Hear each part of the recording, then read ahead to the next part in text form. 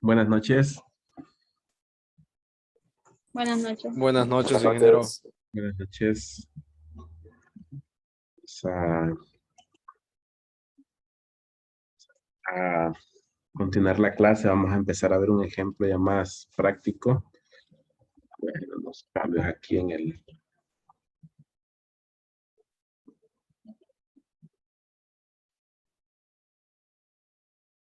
Eh, vamos a ver un ejemplo. Vamos a ver un ejemplo aplicando lo que vimos ayer de pérdidas para cálculo de cabeza. Solo vamos a empezar a abrir. No había abierto la presentación. También necesito abrir lo que es las tablas.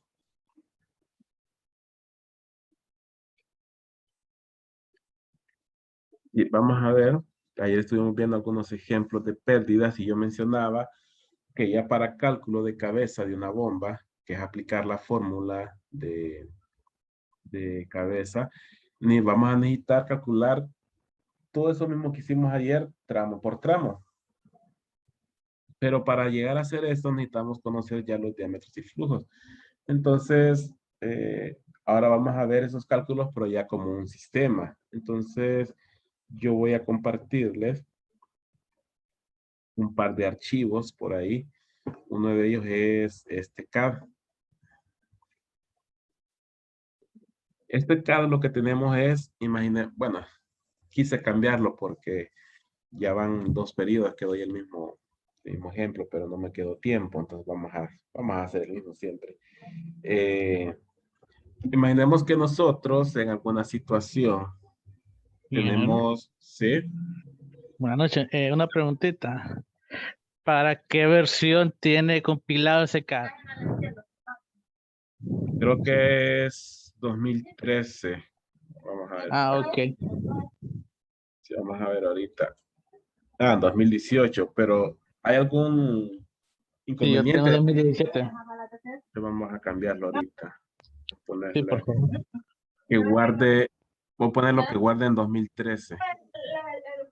Ok, muchas gracias, muy amable. Ahí está. Ahora sí. Bien, entonces imaginemos que nosotros estamos en por así decirlo, alguna planta y necesitamos mover agua desde un tanque cualquiera, un tanque que esté por ahí, un tanque subterráneo. Necesitamos mover agua hasta una torre, quizás para algún proceso de enfriamiento. Necesitamos mover agua hacia una pila y después necesitamos mover agua que previamente necesitamos calentarlo en un intercambiador y almacenarlo en un tanque elevado. Entonces tendríamos un sistema, a nosotros nos pueden decir, necesitamos que nos diseñe un sistema para mover agua de una cisterna a una torre, a una pila y a un tanque elevado. Y después de investigar o ver los datos de requerimientos en la torre, nosotros necesitamos llevar agua 200 galones por minuto y descargarlo a 5 PSI. A la pila necesitamos llevarle 100 galones por minuto y 2.5 PSI en la descarga. Y luego necesitamos mandar agua al tanque a un rango de 300 galones por minuto y 5 PSI. Eso es un caso típico de un sistema de bombeo. Es lo único que podemos tener. Punto donde tengo el agua, punto hacia dónde mover el agua, y de ahí es parte de nosotros hacer todo lo demás. Primero, ¿qué hay que hacer? Bueno, decidir a dónde colocar la bomba. La bomba, pues, debe estar lo más cercano a la fuente de agua, al depósito inferior. Más cercano porque entre más alejado lo coloque, más posibilidades de que cavite esa bomba. Vamos a verlo cuando calculemos el PSH. Entonces necesitamos ubicar la bomba lo más cercano a su fuente de depósito inferior. Aquí pues lo colocamos en la parte superior, un poquito desplazado. Luego tenemos que trazar una ruta de tubería que comience desde el depósito inferior hasta la bomba. y que después de la bomba vaya distribuyendo a cada uno de las demandas. Es decir, sale de la bomba. Bueno, no sé si en la presentación se mirará bien, me voy a acercar un poco. Eh, Vamos a salir de la bomba y vamos a trazar la tubería. Es muy seguro que nosotros no conozcamos la ruta, nosotros tengamos que definirla. Aquí pues por conveniencia, por cuestiones del ejemplo, pues salimos derecho, pero realmente nosotros tendríamos que ir a campo y verificar qué ruta hay disponible para nuestra tubería, si tenemos que irnos anexos a una pared, si nos podemos cruzar directamente una calle, si tenemos que subir algún puente, tenemos que irnos subterráneos, entonces todo eso hay que evaluarlo en sitio. Eh, Porque todos esos cambios de dirección que tomemos, cambios de altura, nos van a afectar a la cabeza de la bomba. Aquí pues nosotros decidimos salir derecho desde la bomba, irnos elevado desde el suelo a una altura pues que no, bueno, después cuando midamos lo vamos a definir. Y llegamos a un punto donde ramificamos para dejarle agua a la torre. Luego continuamos, en este caso pues derecho, y llegamos a un punto donde volvemos a ramificar para dejarle agua a una pila. Y luego el resto de agua va a continuar. Hacemos un cambio de altura y entramos al intercambiador de calor.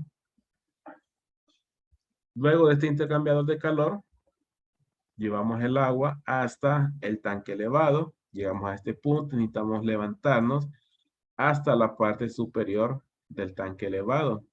Y este va a ser el final de nuestra red. Aquí vamos a terminar el último suministro, el suministro más lejano. Luego que trazamos cuál sería nuestra ruta, que necesitamos continuar o con qué necesitamos continuar, quizás debamos definir qué accesorios voy a instalar en mi red. Bueno, ya tenemos la bomba y ya tenemos la tubería. Obviamente, para cambios de dirección, voy a necesitar codos. Y digamos que decidimos utilizar, para poder utilizar las tablas que ya tenemos, un codo bridado radio corto. Todos nuestros codos van a ser bridados de radio corto. Aquí necesitamos un codo. Todos los cambios de dirección necesitamos colocar codos. Que aquí pues por conveniencia del ejemplo, solo tenemos cambio de dirección en un plano vertical. Pero realmente podemos tener cambio de dirección en plano horizontal. Es decir que doblamos en una esquina del edificio, luego doblamos en otro pasillo y vamos buscando nuestra ruta. Todos estos cambios de dirección van a requerir de codos. Bien, ¿qué otro accesorio de lo que hemos estado viendo en la clase? Vamos a necesitar accesorios para ramificar. En este caso, una T. Vamos a considerar la T bridada, creo que es la que tiene la tabla. Bueno, no está rotulado aquí, pero sería una T bridada. Y también vamos a necesitar otra T aquí. Posible que necesitemos para cambios de diámetro, reductores, sección transversal. Pero como no sabemos qué diámetros, no sabemos si realmente vamos a ocupar estos reductores o no. Bien, esos son accesorios de tubería, cambios de dirección y ramificaciones. ¿Qué más deberíamos de tener? Pues deberíamos de tener accesorios para seguridad de la bomba o monitoreo de la bomba. Digamos que comenzamos por la parte inferior. Para los cisternas, muchas veces puede pasar que en el fondo se acumule algo de sedimento. Entonces es importante en esta parte colocar un filtro para evitar o reducir la cantidad de sedimento que pueda succionar la bomba. También para cuando la bomba se detenga y evitar que esta tubería se vacíe, podemos colocar una válvula check. Al final hay accesorios que hacen las dos funciones, válvula check y filtro, es un solo accesorio, que eso lo vimos en la presentación. Eso pues en la parte inferior. Luego subimos. ¿Qué deberíamos tener en una bomba? Bien, aquí pues va a depender mucho de los conceptos que vimos en la clase y también con la práctica o la aplicación uno puede ir sabiendo qué qué accesorios colocar antes y después de una bomba. Por ejemplo, lo primero, si yo tengo una bomba, tiene un elemento giratorio y ese elemento giratorio con el tiempo puede crear desbalanceos, puede crear vibraciones. Y para evitar que estas vibraciones se transfieran a la tubería y puedan ir aflojando a la tubería, se colocan unas juntas de expansión o juntas flexibles antes y después, que al final es como un hule, que ayuda a que si la bomba vibra, esa vibración no se transmita al resto de la tubería. Entonces se colocan esos dos accesorios. ¿Qué otro accesorio? Bueno, hablamos en un momento que yo necesitaría que si esta bomba va a mantenimiento, poder cerrar la tubería para que no se vacíe el agua. Entonces colocamos válvulas de cierre antes y después. Estos símbolos pues son símbolos que en sistemas unifilares se utilizan.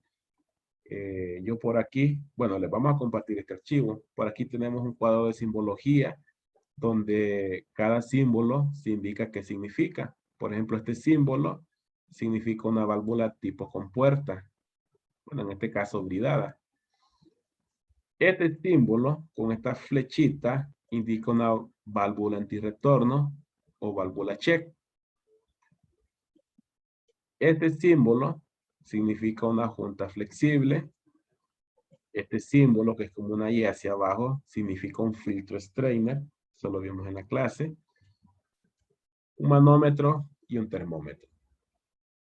Eso pues porque no había explicado qué significaba cada símbolo.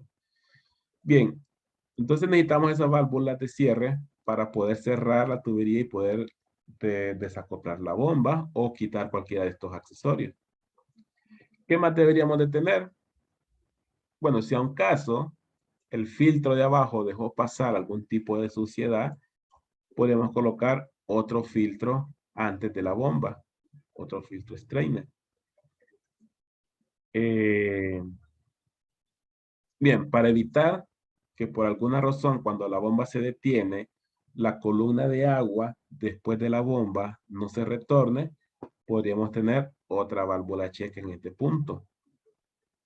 Para evitar que esta columna pues se retorne y induzca la bomba en sentido contrario y se vacíe la tubería. ¿Qué más? Muchas veces las bombas, bueno, las bombas nosotros las seleccionamos por una cabeza, que al final pues se transforma en una presión de descarga y una presión de succión. Estas presiones siempre hay que estarlas monitoreando porque me dan idea de si la bomba está levantando cabeza o no. Entonces es conveniente por cuestión de mantenimiento y operación tener manómetros antes y después. Saber a qué presión está descargando la bomba y saber a qué presión está succionando la bomba. También, aunque aquí en una bomba quizás no afecte mucho, pero quizás quisiésemos conocer las temperaturas del agua antes y después. Con una bomba lo que agrega es cabeza, no agrega temperatura, entonces deberían ser los mismos valores antes y después, pero digamos que los queremos tener ahí los termómetros. Bien, ¿qué más? Digamos que esos son los accesorios que yo quiero en una bomba.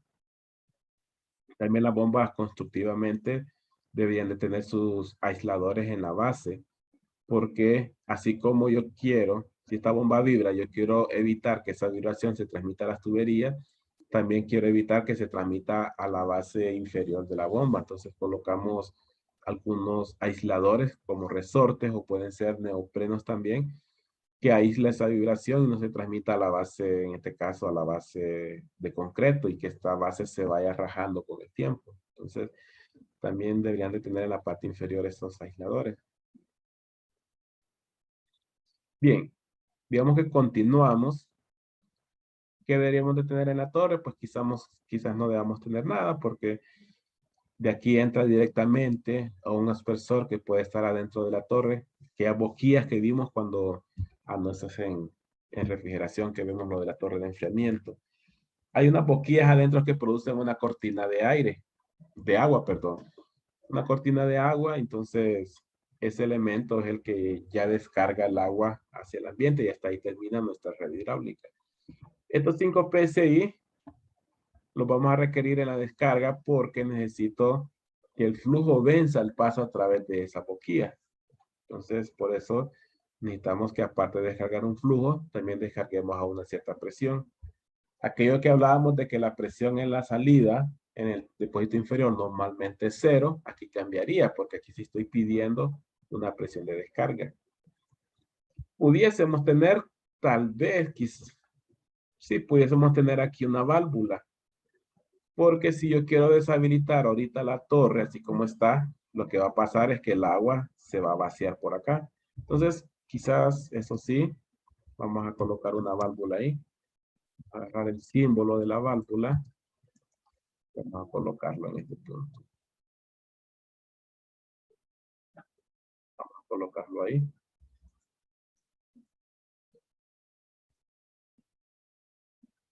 Así. Ahora sí, si yo quiero deshabilitar la torre o desarmarla o cambiarla, cierro la válvula y ya el agua que venga por este ramal no se va a vaciar, no se va a desperdiciar, no se va a botar.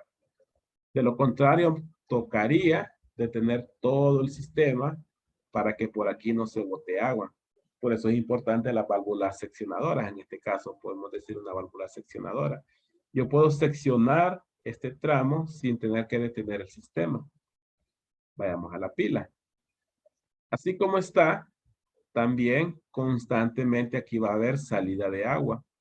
Pero si yo necesito hacer algo en la pila o la pila ya se llenó, yo necesitaría cerrar una válvula para que ya no haya paso de flujo y no detener todo el sistema. Entonces vamos a colocar también una válvula en ese punto. Vamos a colocarlo aquí. En sistemas más complejos, esta podría ser una válvula motorizada. Una válvula con un actuador electrónico que pueda estar sensando el nivel, que cuando ya se alcance cierto nivel, esta válvula se cierre de forma automática para que la pila no se rebalse. Y ya no necesito este fluido. Si hago eso, la capacidad total de la bomba no se necesitaría en ese momento y ocuparía que la bomba pueda variar. Entonces, en un momento yo necesitaría que esta bomba tuviese un variador de frecuencia para poder variar y no estar suministrándole agua a la pila. Ahí como lo vimos también en las últimas clases. Luego continuamos y vamos al intercambiador. Lo mismo, si yo necesito hacerle mantenimiento a este intercambiador y para que el sistema no se vacíe, yo cierro esta válvula y cierro esta otra válvula. Necesito colocar una válvula antes y después. También por cualquier suciedad, si esta es una tubería metálica y con el tiempo acumula suciedad y esta no se va a incrustar en las placas de este intercambiador, yo necesitaría colocar otro filtro en este punto de acá. No debería, pero por si alguna razón este intercambiador empieza a vibrar, debería colocar también juntas de expansión o juntas de neopreno para aislar vibración. Y aquí sí es importante poder monitorear las presiones antes y después del intercambiador. ¿Por qué? Porque el intercambiador viene diseñado para una caída de presión. Pero si aún con este filtro internamente se empieza a ensuciar, esta presión empieza a aumentar y yo lo puedo identificar midiendo la presión antes y después. Si esta presión, después de varios meses de trabajar, empieza a aumentar la caída de presión, significa que ya está sucio y ya es una indicación de que necesito parar el sistema y darle mantenimiento al intercambiador. Y así pues evito que esa suciedad se incruste y se eche a perder el intercambiador.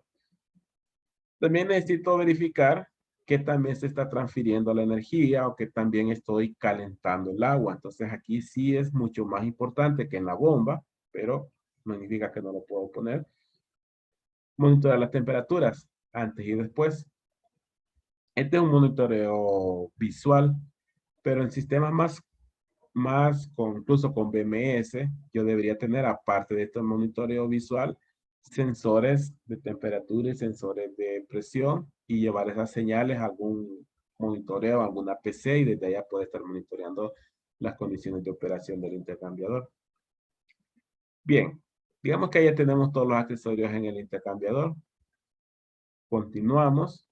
Vamos al tanque elevado. Aquí también puede pasar lo mismo. Si el tanque ya llegó a un cierto nivel y sigo mandándole agua, este nivel va a rebalsar. Entonces necesito en ese momento de repente, o cuando va a limpieza el tanque, vaciarlo, pero que no salga agua. Y para no detener todo el sistema, entonces lo que yo haría es cerrar alguna válvula acá. Entonces necesitaríamos colocar otra válvula. Vamos a tomarla de acá. Vamos a colocarla por afuera, por el lado de afuera.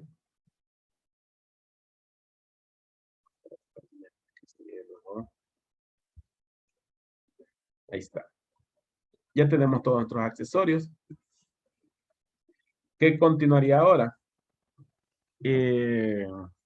Continuemos decidiendo qué flujo va a tener la bomba. O en todo caso, cuál es el flujo máximo que va a tener esta bomba. Y ese flujo máximo lo va a tener cuando todas las demandas estén abiertas al mismo tiempo. Es decir, cuando yo ocupe estos 200 galones de la torre, perdón, ocupe estos 100 galones de la pila. ¿Cuántos van ahí? Ya van 300. Y ocupe estos otros 300 galones para llenar el tanque. Entonces yo tendría, en total, yo tendría como requerimiento 300 galones más 100 galones, 400 más 200 galones, 600 galones. Y eso es lo que debe bombear nuestra bomba. Bien, ya tenemos nuestra ruta de tubería, tenemos ubicados nuestros equipos, tenemos ubicados todos los accesorios que necesitamos y ya tenemos cuál es el flujo que debe bombear la bomba en su condición de operación máxima. ¿Qué nos haría falta antes de empezar a diseñar? Es qué flujo está pasando por cada tubería. Entonces, ¿qué es lo que tenemos que hacer? Es un recorrido y ver qué flujos están pasando. Entonces, digamos que la bomba necesita bombear 600 galones. Por lo tanto, en esta tubería principal van a ir 600 galones. Voy a tomar este multilíder de aquí. Y vamos a rotular que aquí van a pasar 600 galones. Luego pasa por la bomba y como no hay ninguna ramificación, después de la bomba también van a ir 600 galones. Aquí van a ir 600 galones. Ahora, ¿qué pasa cuando ya voy a esta tubería? Por aquí yo ramifiqué hacia la torre. ¿Cuánto estoy dejando en la torre? Estoy dejando 200 galones. Entonces vamos a colocar aquí 200 galones.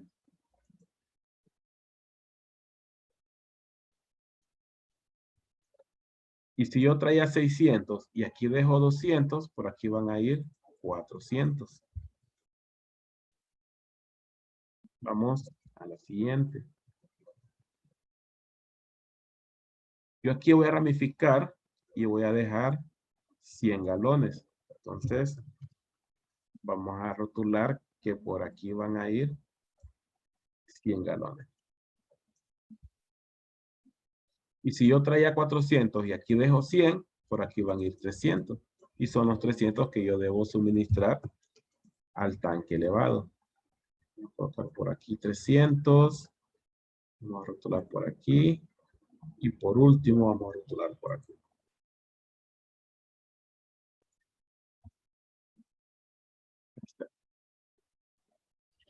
Bien, ya tenemos flujos, ya tenemos ramificaciones, bueno, accesorios, equipos, flujo de la bomba y tenemos flujo individual en cada tubería. Bien, ¿qué nos haría falta ahora? Diseñar los diámetros o dimensionarlos. Luego de dimensionarlo, ahí sí vamos a empezar a calcular pérdidas. Antes de eso, ayer hicimos un ejemplo donde teníamos un tramo de tubería y a ese tramo le calculábamos fricción y a ese tramo también le calculábamos pérdidas secundarias. Entonces, tenemos que hacer lo mismo en nuestra red, calcular esas pérdidas por cada tramo. Ahora tenemos que decidir a dónde yo voy a decir que comienza el primer tramo y a dónde termina mi primer tramo. Y para eso lo que hacemos es definimos puntos que yo llamo nodos, llamamos nodos. O sea, un punto inicial y punto final de un tramo. Y una forma de identificar quizás sea aquellos puntos donde la tubería tiene el mismo diámetro y el mismo flujo. Si tenemos un cambio en alguno de estos valores, entonces allá nuestras condiciones cambian y deberíamos de separar los tramos aunque tengan el mismo diámetro. Igual, no sabemos todavía, pero una forma al tanteo sería mi punto inicial desde el tanque inferior, mi punto final en la bomba. Luego el siguiente sería punto inicial de la bomba y punto final donde yo ramifico. Y este punto donde termina el primer tramo y comienza el siguiente, yo lo rotulo como un nodo, sea un punto de unión entre un tramo y otro tramo. Entonces, si vemos, yo tengo unos números por acá. A eso yo lo utilicé para rotular lo que son nodos, puntos de unión de un tramo con otro tramo. Entonces, ¿qué otros puntos de unión voy a tener? Voy a tener este punto de aquí, que es la unión de este tramo que viene de la bomba, el tramo que va hacia la red de tubería y el tramo que va hacia la torre. Este sería otro nodo. Y así pues voy rotulando. Este sería otro nodo. Pudiese llamar al intercambiador otro punto de unión entre tramos y el tanque elevado un nodo final. Y lo mismo estos puntos de aquí también van a ser nodos. Eso me va a servir porque cuando yo esté calculando pérdidas, yo voy a decir pérdidas del tramo 1 a 2, pérdidas del tramo 2 a 3, pérdidas del tramo 3 a 4, 4 a 5, 4 a 8 y 3 a 7. Y es una forma pues de ir identificando la red. Esto me va a servir porque aquel trámite que hicimos ayer, hacerlo completamente escrito a mano puede llegar a ser algo tedioso al final. Entonces, es recomendable hacer memorias de cálculo, como este Excel que yo estoy mostrando ahí, que se lo vamos a compartir también. No sé, no creo que no estaba compartido todavía. Aquí lo que hacemos es dividir los tramos, esos tramos que acabamos de estar viendo, dividirlos por ítem y a cada tramo definirle condiciones de trabajo, digamos diámetro, longitudes, galonaje que está pasando, flujo por, por ese tramo, velocidad, coeficiente H sub F, velocidad cuadrática BCG, pérdidas primarias y así. Entonces, eso es lo importante de decidir primero qué tramos voy a tener en mi red. Pues con eso podemos ver que entre más demanda yo tenga, más tramos de tubería voy a tener. Entonces, puede llegar un momento que una red grande, la cantidad de cálculos pues van a ser también grandes. Bien. 9:44. Vamos a ver si nos ajusta para por lo menos para ver procedimientos para calcular el diámetro de algunos tramos. Vamos, digamos, comencemos por este. El tramo de 1 a 2, por el cual van 600 galones por minuto, ¿cuál debería ser nuestro diámetro?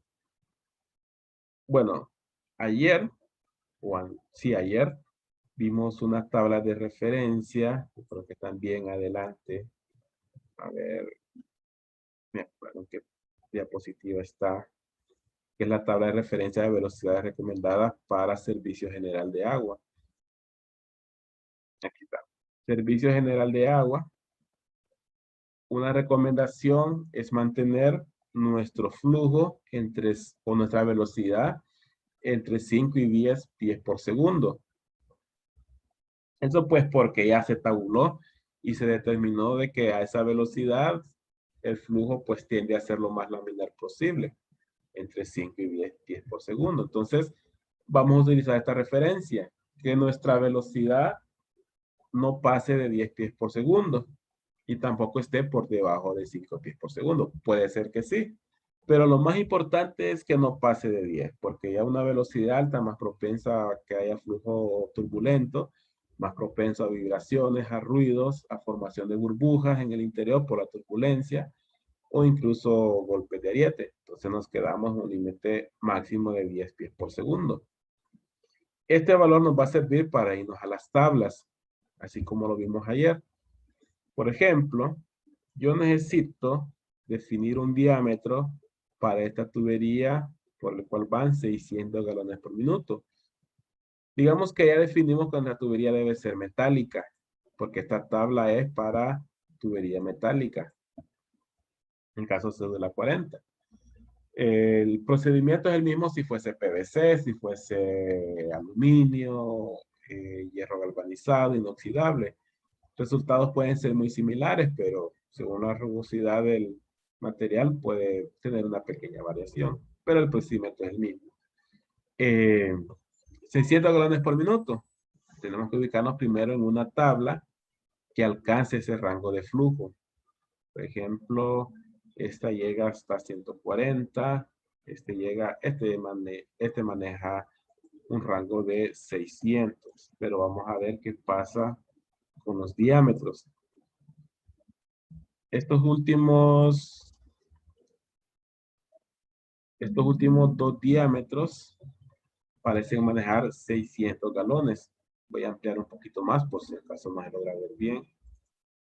600 galones parece que lo puede manejar esta tubería de 3 pulgadas. Pero ¿qué pasa con la velocidad? La velocidad es 26 pies por segundo. Significa que nuestro diámetro es muy pequeño. Si pasamos al siguiente, aunque es un diámetro no comercial, 3,5 no es un diámetro comercial, ¿qué pasaría con la velocidad? 19.5. Siempre se sigue manteniendo muy alta la velocidad, entonces pasemos a diámetros más grandes. Bueno, voy a borrar esto porque es ejemplo de periodo anterior.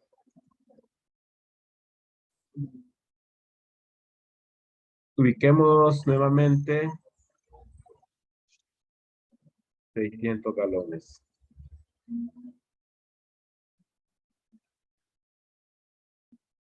Ahí está, 600 galones. Vamos primero a la tubería de 4. ¿Qué pasa con la tubería de 4? Con 600 galones, nuestra velocidad sería 15.1. Estamos todavía por arriba de 10 pies por segundo. Tubería de 5, aunque también es una tubería no comercial, nuestra velocidad es de 9.62. Aquí sí estamos bien con el diámetro. Casi al límite, pero está dentro del rango. Ya por cuestiones de campo y de disponibilidad de tubería de 5, esta es una tubería no comercial. O sea, no es muy común. Entonces, si yo hago mi sistema con tubería de 5, imaginémonos que compramos la tubería en el extranjero porque no hay localmente. Y por casualidad nos hizo falta un tramo de un par de metros, eso nos obligaría a buscar un lance más de tubería de 5. Pero si no hay localmente, ya tengo un problema, porque no voy a poder terminar mi sistema. Porque compré un diámetro que no es común localmente y no voy a hacer una compra al extranjero por un lance. Va a ser carísimo. O imaginemos que me hizo falta un codo de 5 y no se encuentra localmente. Entonces, ya eso es algo cuestión pues de campo. Entonces, eso como yo lo manejo, yo pasaría al diámetro de 6. No lo dejaría de 5.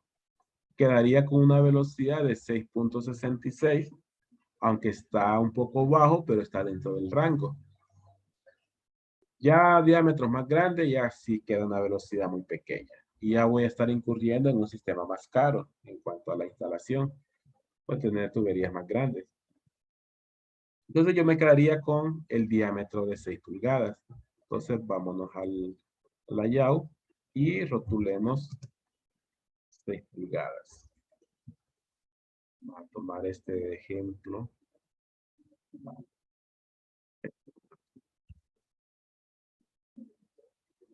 Y este tramo, el primer tramo va a ser de 6 pulgadas.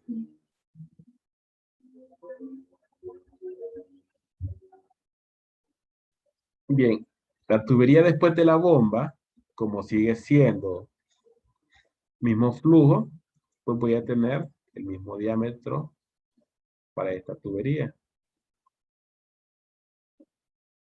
Y vamos a hacer el último. Vamos a agarrar para la tubería donde van 400 galones después de la torre. ¿Qué diámetro podríamos tener? Voy a copiar el multilíder para ya tenerlo aquí. ¿Qué diámetro debemos tener para 400 galones por minuto? Que vámonos a las tablas y vamos a movernos a 400 galones por minuto. Tubería de 6, 4.44 la velocidad. Tubería de 5, 6.41. Tubería de 4, 10.1. Bien, tubería de 6, demasiado grande. Velocidad está muy por debajo del rango. Podría utilizar la tubería de 5, pero no es comercial. Podría utilizar tubería de 4, 10.1. Aquí pues estamos al límite. Mejor dicho, nos pasamos, pero por una pequeña porcentaje de velocidad. 1.1. Bien. Aquí tocaría decidir si lo dejo de 4 o lo continúo de 6. De repente, entre la tubería de 4 y tubería de 6 hay una gran diferencia de precio. Digamos, tubería de 6 no significa que va a costar el doble que una tubería de 3 por el doble del diámetro. Una tubería de 6 puede costar 4 o 5 veces que una tubería de 3. Entonces, esta tubería de 6 puede ser que cueste 2 veces la tubería de 4 o más, aparte de todos sus accesorios. Entonces, yo pudiese asumir utilizar la tubería de 4. ¿Por qué? Porque no me estoy saliendo mucho del rango. Estoy todavía, sí salido del rango, pero un pequeño porcentaje.